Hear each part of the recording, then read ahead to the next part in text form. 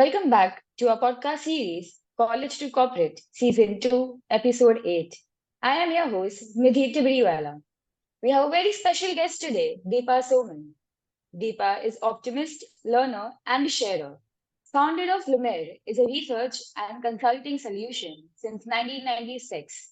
They work over 70 plus projects a year and claim to never miss a deadline by a single day. She hit the milestone year in 2013 with Russian Pencil, featuring Deepa Soman in her book on women entrepreneur titled Follow Every Rainbow. We are extremely glad and honored to have you aboard, Deepa. Thank you very much. Thank you for having me. Thank you, ma'am. So now we shall begin with the questions. So, what is the most earned professional memory of yours?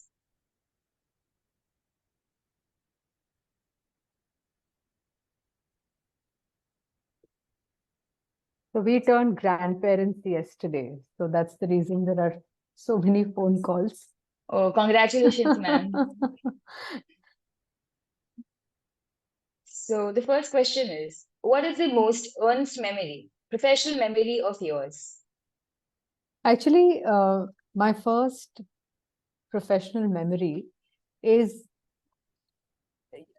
pertains to something where uh, I learned that I wanted to have a conversation to discuss my career in terms of what it is that I wanted to do with my marketing director.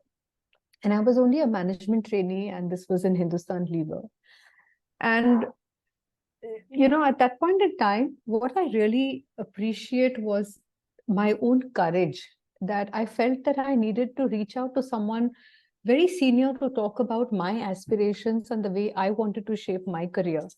Uh, I didn't know whether it was appropriate, not appropriate. I don't think that thought came to my mind. So the fearlessness to reach out to a very senior person, to have a conversation with them, to tell them what's going on in my mind and how I wish to shape my career, because I have some ideas about it.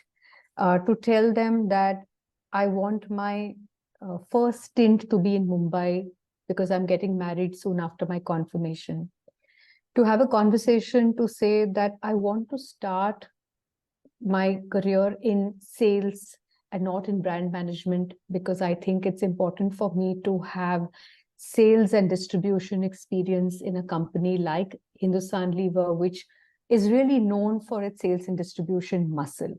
Not thinking for a moment that as a woman, I'll find it difficult, the touring job, being on the road 15 to 20 days a month, which is what I started. And to say that I've thought of it because I have a certain life chart in mind, and I want to have two children. I want to have two children by the time I'm 30, and I want to do it alongside my career. So Nidhi, for me, that conversation is about my courage and my fearlessness to articulate what I want, which means I have spent some work reflecting on thinking what it is that I want. So that's something that I look back and I pat myself to say, good job. That's very thoughtful about you, ma'am. So next question. I'm personally very curious to know, why do you call yourself an accidental entrepreneur? See, I wanted my dream job, which is to work in Unilever, or then as it was called, Hindustan Lever Limited. I never for a moment thought that I would not have a long career in that company and retire from the company after reaching a reasonably high position. What I had not understood at that time was that when my child was born, that I may look at my needs differently. So when I opted for a career break, even at that time, I didn't realize that after that career break, what's going to change inside of me. So the becoming an entrepreneur was not a planned decision at all. it wasn't done for something which I wanted to, um, it wasn't like an idea that I want to do this in a sense of building a product or a service and then scaling it the way entrepreneurship is approached today. None of that. So a lot of things happened in terms of looking at needs, looking at opportunities, discovering that there was a strong purpose that was fueling and forming inside of me, my need for excellence and my need for balance, and all of it coming together. So there wasn't any formula, and that's the reason I feel it was a series of accidents that happened. And it is also about being open to doing a rethink of whatever it is that you are planning and being able to pivot while staying anchored with who you are, what is the expression that you're seeking, and sometimes making mistakes, of course, but that's why accidental. And that's very inspirational, to be honest. So moving on further, if you had to describe your professional journey so far in one word, what would it be? uh, well beyond my dreams. That's true. So moving further, you have also worked into market research during your initial years and how your business is also into it. What is the best thing according to you in research? See, uh, I during my summer training, my management training stint, I had a very wise boss during my marketing stint who observed that my brand management activities and projects had a very strong research bent to it. When a new toothpaste brand was launched as a competition, he wanted me to go and do a market study with trade. And I came back with a very uh, comprehensive report on it. So he actually wrote in my contact book, which is the book that is kept for management trainees in Hindustan Lever, that she shows a very strong aptitude for research. At that point in time, I didn't take it as an appreciation. I thought it was saying what I'm not good at, which is brand management. And that is what bothered me a lot. But I didn't have that wisdom to understand that what he was pointing was something which I was innately good at, which is gathering information, making sense of it, interpreting. Doing research at that time gave me a tremendous joy. And then similarly, when I was leading for Lipton, the market research department, working in the market research department, I had an opportunity to attend qualitative research, a focus group discussion. And I could hardly keep myself from jumping into the moderator's seat because I wanted to talk to consumers. These were clues that I got that I really liked it and I had an aptitude for it. When I was in Jamaica for 3 years, I got an opportunity to teach market research at the University of West Indies. The teaching shapes you. Any kind of teaching that you do, you have to learn first to be able to internalize and to be able to tell your story to your students so that it will make meaning to them and you will leave them impacted. All of these, Nidhi, point to the fact that I like what I do. Research keeps you very grounded. It keeps you connected to the consumer. You know what's happening around you. In a sense, it gives you the ability to build both a microscopic view and a telescopic view, which is what you need today, right? So that's why I think I love it. I've never found it feels like work. It just feels just marvelous because it's something that I feel I was born to do. And that's very true. To be honest, teaching helps us to learn a lot, like in Yes, whichever world or whichever country we go. So totally. moving further, decision making for any entrepreneur is crucial. And most of time, we don't have much time to think through. What is the most crucial business decision you took recently? I won't talk about one business decision that I took recently. What I will tell you is a philosophy of the way we work, which has had far-reaching consequences. See, sometimes thinking fast and thinking slow, like that Daniel Kahneman writes, we have these double faculties. A lot of times when we are taking speedy decisions, it's not so much about the speed. The ability to sort of be decisive is one thing. I think it's very important to be decisive. But there are times when you can ask for time and use the time for getting more data, reflecting, interpreting, and then deciding. Every decision need not be come in the matter of a yes or a no. The second point, that's the point I'm making, there are infinite options between a 0 and a 1. So being able to find what could be the middle path, I think, is a very important, it's like a superpower, and everybody can actually develop it. So it's very important not to think in terms of binaries, because we are not machines. We are humans. We have a range of possibilities that we can keep looking at and exploring, right? So the decision to think people first, to think of who is the core stakeholder, and to think of the issue. So being able to keep issue at the center when it is required, to keep the purpose at the center. So what happens is, whatever decision you make, you have a strong anchoring to something. It's not in the air.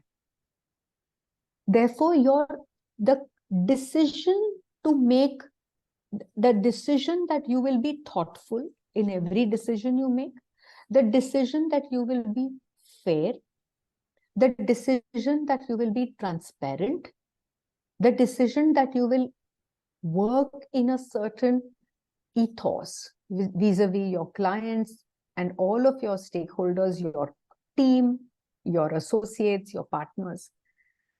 So the decision to keep culture first at Lumiere in all these years, I think, has been something that has actually taken us further to that I'm even seeing this day where you and I are having a conversation.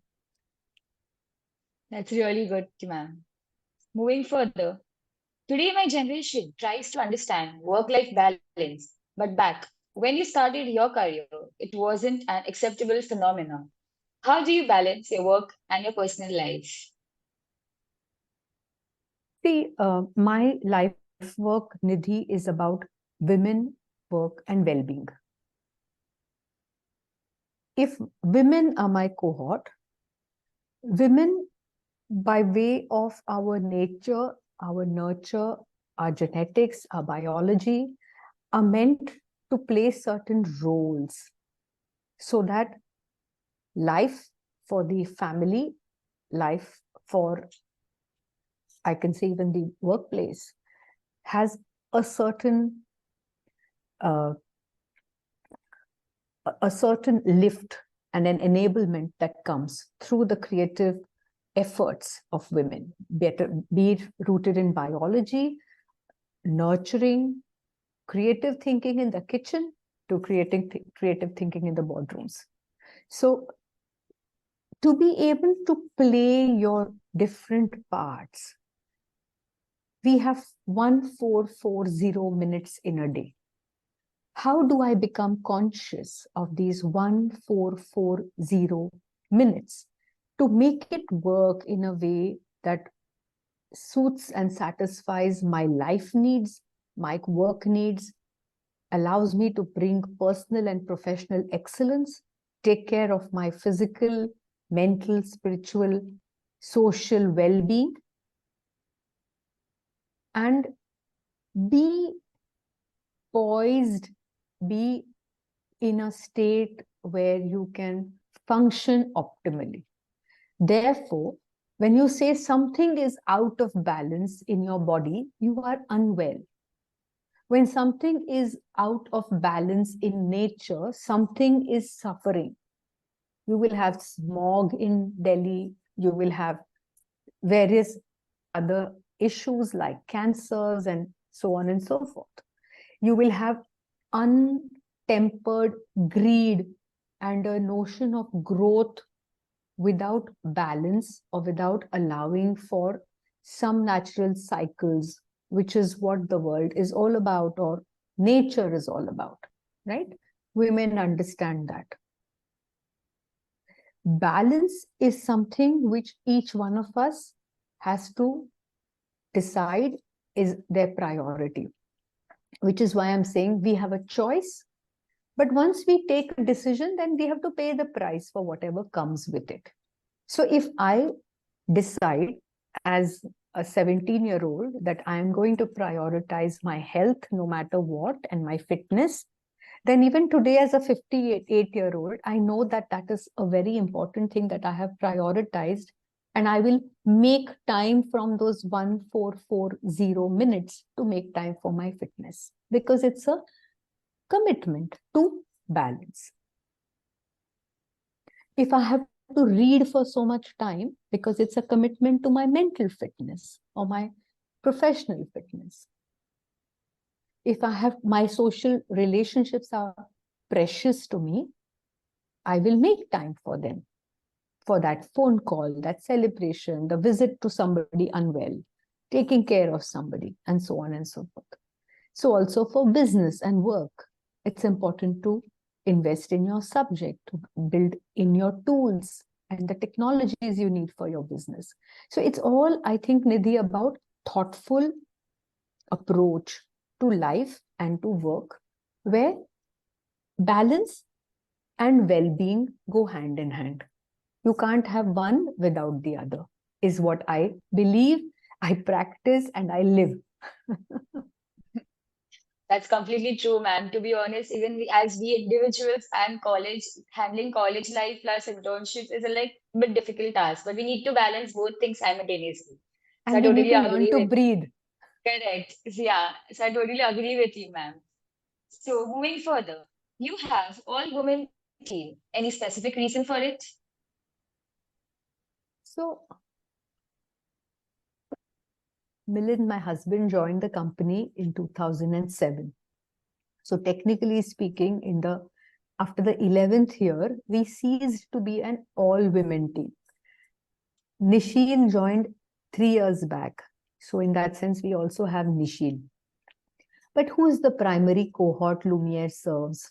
Lumiere serves the cohort in the core team who are women who may have taken a break, where we provide an opportunity for a back to work, right? And working in the research domain. The insight that I had when I took my career break is that I'm a professional. Nothing is wrong for a lady who's worked and who's got her professional degrees. If she chooses to not want to work, that's her choice. But if there are some women like me, for whom that intellectual stimulation is very important, work is also a very strong expression of who I am as a person. How can I get that opportunity to work?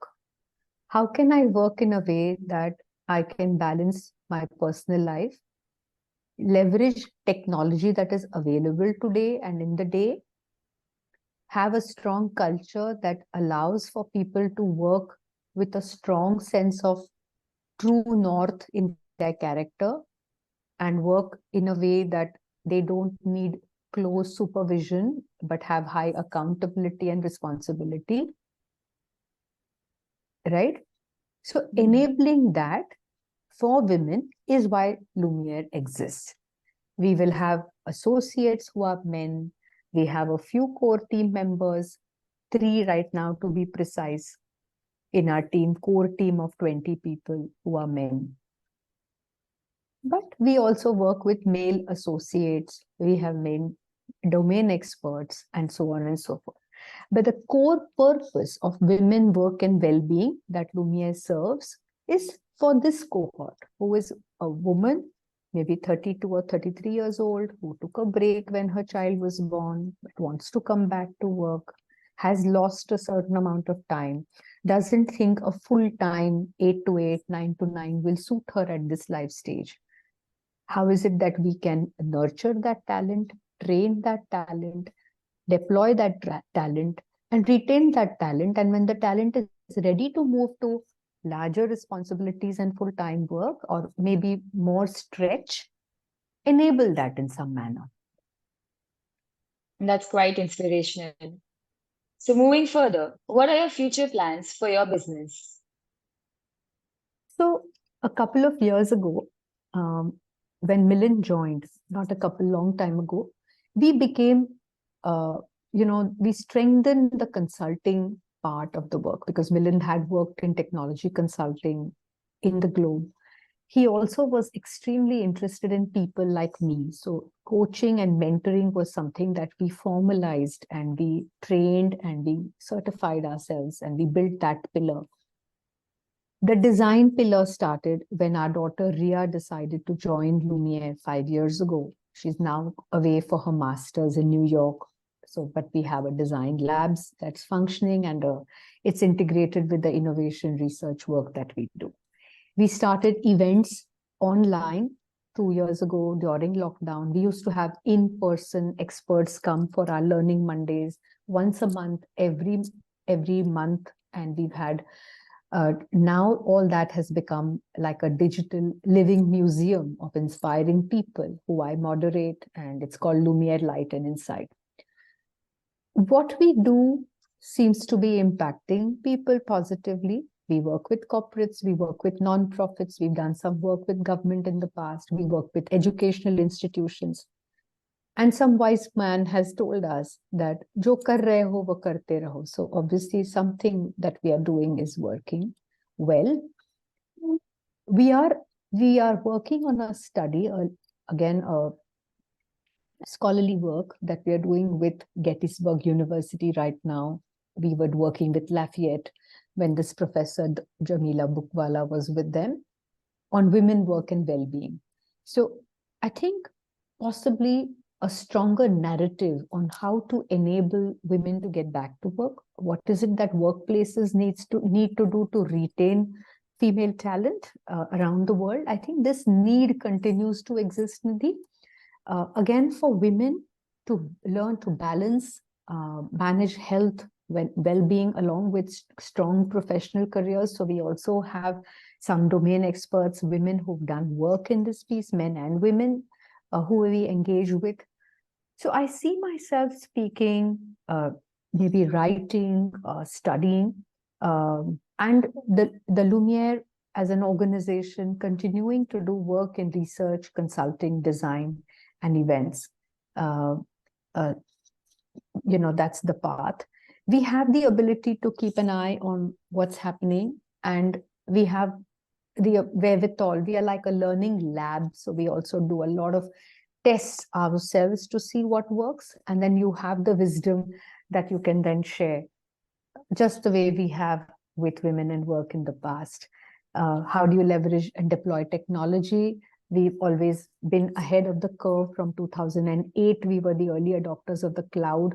We are a Harvard case as the early adopters of the cloud in 2013, 2012, I beg your pardon.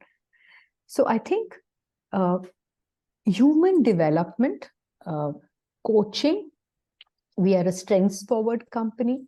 So helping individuals to understand themselves so that you can lead from the front. But to lead from the front, you first need to learn to lead yourself, which is where there is a gap.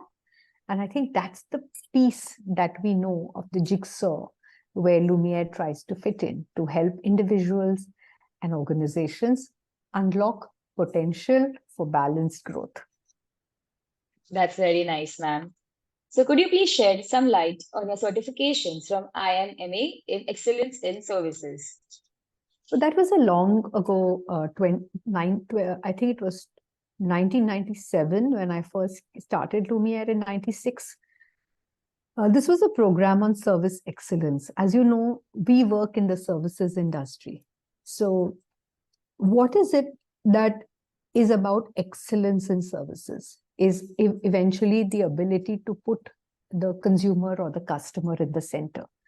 The exposure to those cases that I got with maybe Arvind Eye Care or a couple of other sterling organizations around the world, uh, has helped me in my research and consulting practice. But more than that, it has helped me personally in the way we've shaped Lumiere. So, for example, in my intro, you talked about the need, the fact that we have not missed a deadline. To me, that's a strong promise. Nidhi, the company that I started, had women who were working disconnected, not in a physical office in BKC or Nariman Point or Andheri.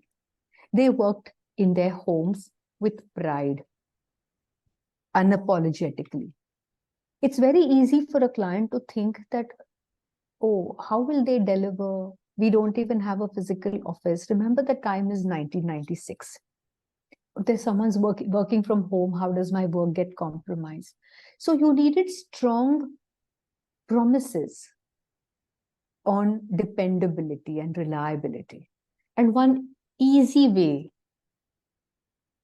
is to say that I give you a promise that I will show up. The report will reach your office at 11 o'clock on Monday. And if you get it at that time, you know over time that you can trust me implicitly. So it's a very strong measure for trust. Trust will beget repeat work. Repeat work will naturally beget brand affiliation. Brand affiliation will lead to positive word of mouth. Positive word of mouth will lead to more clients. And that's how Lumiere has grown organically. We don't do business development. But yes, maybe if I write on LinkedIn or if I write on the Lumiere Facebook page, I do it because I have a very strong journalistic angle or an expressive angle which expresses through words. And I find it easy to communicate, which has helped, again, build some awareness and affiliation for the brand. What is one piece of advice you would like to give to our MBA students as they're going to step out of the corporate world? Advice is a very scary word. Young people today are so smart. You've got lots of things to advise you from Google and ChatGPT, and I don't know whether you need advice from a grandmother. But what I can tell you, Nidhi, is that if one can, not get so caught up with comparing with others, but if one sort of only competes with oneself to get better and better, if one becomes aware of oneself, so like there are some education institutions that have now started doing the Gallup strengths. So you have a starting point of, what are my core needs? So I think self-discovery, allowing oneself to make mistakes, being able to really spend time with oneself rather than all the time all the senses going outside and, just being in this mindless trap of lack of awareness of what one is doing or lack of balance, to coming back to knowing that this day is a gift. I have 1440 minutes in my day. If I sleep for 7 hours, if I have certain routines and rituals that I create for myself and have a long-term plan of how do I see myself 30 years from now, 20 years from now, 10 years from now, 5 years from now. So begin with an end in view. I think it's very important. So to have a long range view, but also to have goals for the day, and to assess at the end of the day, did I do as promised? Because if you learn to promise yourself and to keep the promise you make to yourself, the chances are you will keep the promises you make to your partner, your family, your clients. And learning to keep promises, I think, is a very important thing that one does for oneself.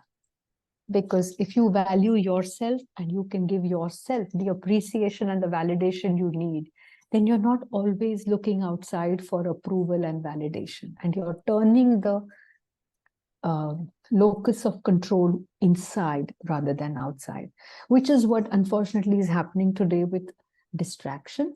So being able to say, okay, now I choose to relax and I will watch Netflix, but I will have a hard stop at the end of the first episode or the second episode.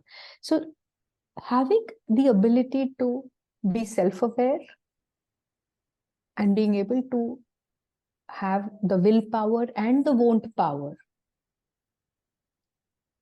I think will help young people. And this is a really true advice which will help us. So, moving further, you have almost worked 30 years in business. What is the one particular thing that makes your business different from your competitors? So I think a couple of things. We are a small business. It's a boutique organization. It is not part of a large conglomerate or a global chain of agencies. The one of the feedback that we have got is the ability for senior leadership, which is Milind, Smita, me, people in the team who are with Lumiere for several years, 10 plus years, and my own involvement in the business, in attending the client briefing, being there at different points in time for our internal reviews, being there in almost maybe 70+% projects where I'm there in the final presentations. So senior management attention, I think, is one very big differentiator. So you bring a wisdom that comes from experience of having worked across industries. We also, secondly, so I think that's one difference. The second difference, which is what we've heard, so I can say this from people who tell us that that's different. Second, people see us almost as an extended part. Our clients see us almost as an extended part of their own teams, whether it is for insight or design. So the insider-outsider status that we enjoy with our clients, so you almost are co-opted thought partners. So I think that feeling of partnership is also rich because it again fosters an opportunity and a comfort that the client has to want to brief you because you have been part of the journey. In innovation, that's also very important because these cycles in these cases could be maybe 18 months long and maybe 20 months, 24 months.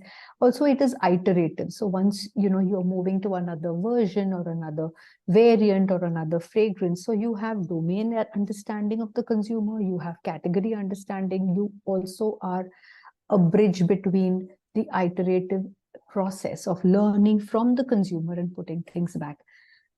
So I think this long-term view as opposed to a more tactical, I'll do this project and get out of it.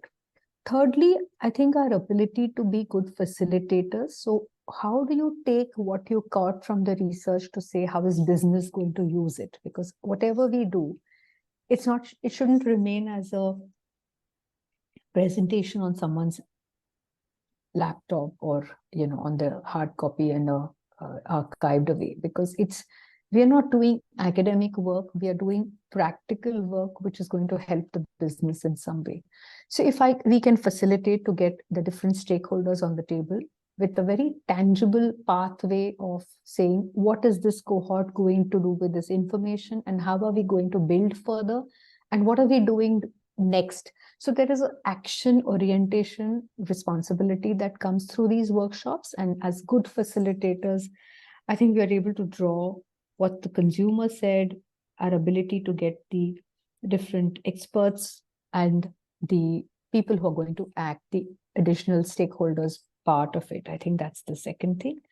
And I think, thirdly, I think for us, we don't have a not invented here syndrome. So what I mean is it comes from a space of solutioning. So clients have called us, described us also as an off-road vehicle. So, we have the ability to say, okay, no man has gone before or no woman has gone before here, but let's co-create a solution. Let's see what it is that we can do and try it out. And I think that's something that has been also a personal hallmark, because I've practiced it even as working in places where there wasn't a solution, but you kind of craft and create something and you say, let's go and try it out. So, having the courage and the fearlessness to say, this is why I think, this might work, or, this is what we can do with it. So I think that piece is also good. And you can do that if you are independent. And I think that's lovely. And again, fourthly, it doesn't touch our clients so much, but it definitely is great for the purpose of the company, which is our opportunity and the freedom to craft back to work programs the way we have, to be able to do them and to use Lumiere as a platform to train people. And of course, never risking it for the client at any point in time, because we have got enough checks and balances, and our teams are also stronger. And I think lastly, because it's not a top line that we are chasing, Nidhi, we just want to be viable. We want to be able to pay people fairly, and we need to be able to have a continuous stream of work. So we have enough people that work with us, have an opportunity to lead in this, almost entrepreneurial model that we have. So I think we want to do a lot of work. We want a continuous stream of work, but we are not driven by a top line number that we are chasing. So I think all of this makes us quite different. I think it's also more coming from a place of empowerment rather than fear in the way we approach our business. So I think that fearlessness and that courage also is very invigorating, if I may. And your ideas are really different from competitors. So, moving further to your last question, what is the one piece of advice you would like to give a budding entrepreneur? See, I think entrepreneurship today there's a whole hype around it, right? I met a young lady in a professional context, and she said her daughter is in class 11 and she wants to be an entrepreneur. So I think it's very important to have a strong clarity on why I want to work for myself. Again, when I work for myself, what are the roles, responsibilities that I can carry out? How do I co-opt my team? How do I extend my thought, my knowledge with having the right people and partners to work with? So learning to work with people doesn't have so much to do with your numerical intelligence, so the social intelligence. So there are these, think like Da Vinci talks about your 7 type of intelligences. So I think the budding entrepreneur needs to be aware that different people will bring different things to the table, and how do I bring that? Also to have a realistic, this can be argued, this is my personal view, Nidhi. I've met a lot of young entrepreneurs who are completely messed up with their relationships, completely messed up with their health, completely messed up with their sense of well-being and balance. For me, a success in any field calls for being able to say, first of all, this is what I want, this is who I am, this is what I want, this is why I'm doing what I'm doing, this is how I believe I will do it.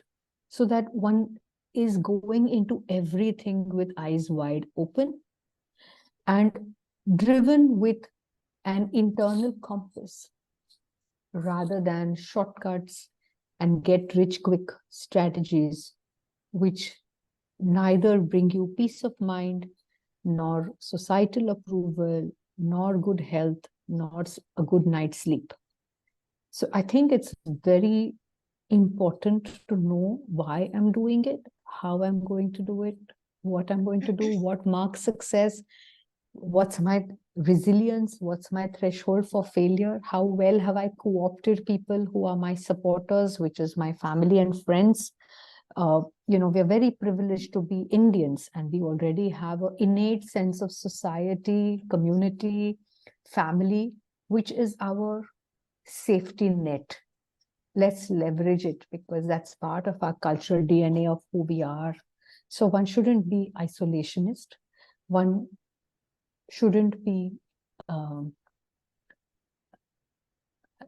think, I would just, if I had to say one word, I would just say, Nidhi, self-awareness.